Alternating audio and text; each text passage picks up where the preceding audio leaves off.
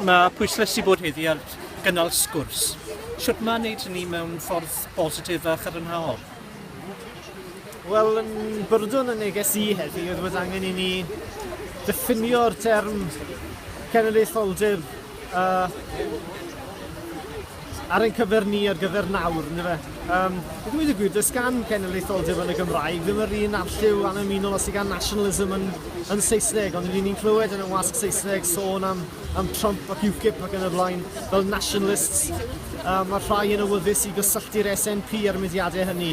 Yn adlu oedd bod yn mudiad ni yn gwbl wahanol, ac o'n i'n troi yn benodol at ffigurau fel Gandhi neu Nelson Mandela sy'n amlwg wedi disgrifio ei hun fel nationalists, ond nad ydynt ein rhywbeth mewn berthynas â ffigurau'r asgell dde safol nawr sy'n brigo ar wyneb.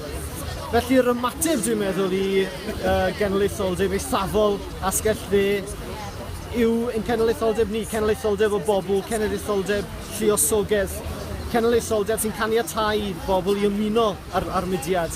Ac dyna'r ddadl dros feddwl am Gymru mewn fel cenedl yn y marn ni. Hynny yw nid grŵp ethnig i ni, nid rhyw hil i ni ar gyrion Prydain, ond cenedl. Cenedl aml ddiwylliannol yn ein hermau ein hunain. Mae yna bobl o bob math o gefndiroedd a thrasau'n perthyn i'r Gymru hon.